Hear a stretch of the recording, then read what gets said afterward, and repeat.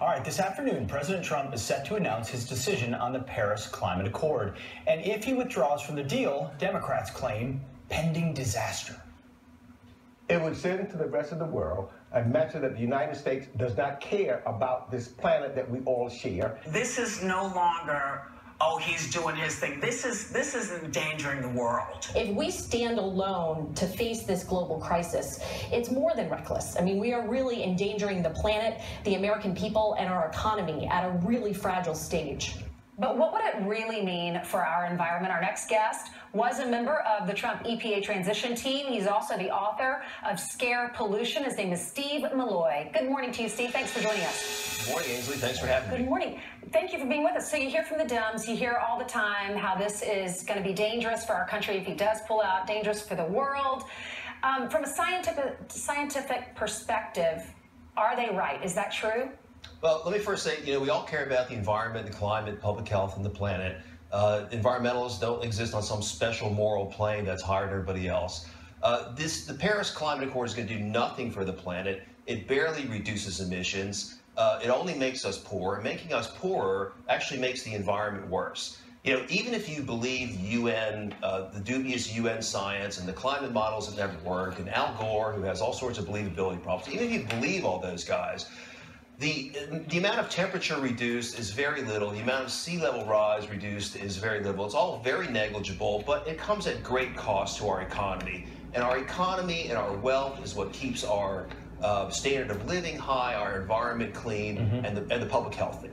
Steve, I mean, the trade-off is, you're exactly right, the effects on the economy versus the effects on the environment. You say negligible. How negligible? And then on the environmental side would the impacts be? And then what truly could the impact be on the U.S. economy? Well, so if you believe the UN, I think they claim that by the year 2100, more than 80 years from now, we're going to have reduced global temperature by, or avoided 0.2 degree of warming. Okay, that's nothing. Which could happen anyway. Which could happen. Who knows what's going to happen? No, no one has been successful in predicting the climate.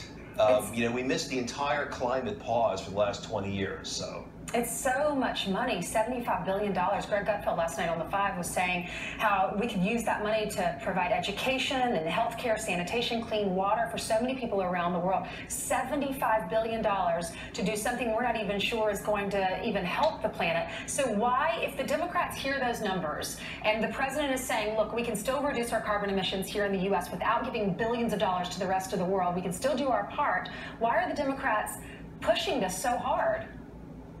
Well, Democrats want big government. They want to control the economy. There's no better way to control the vast majority of the economy than through global warming regulation. Healthcare, Obamacare, that controlled 16% of the economy, while the other 84% is controlled by global warming. And the Paris Accords really put our economy in charge of Germany and France and the American environmental groups. And that's really just not a recipe for success. Well, and President Obama believes in redistribution of wealth domestically. This is an international redistribution of wealth away from America and toward other countries, right? That's absolutely true. India, for example, India expects that U.S. taxpayers and other wealthy nation taxpayers are going to give them $2.5 trillion over the next decade to fight global warming. I mean, that's just, wow. That's crazy. And is India even the big problem? I was reading this morning that the two biggest countries for carbon emission, number one's China, number two is the U.S. Well, China has tons of money. They can take care of their own problem. We have tons of money. We can keep the money here domestically, and we can fix the problem. Well, India threatens to be an up-and-coming problem if you worry about these sorts of things, because there are 300 million Indians without electricity. When those people get electricity, they're going to be putting some CO2 into the atmosphere. Sure.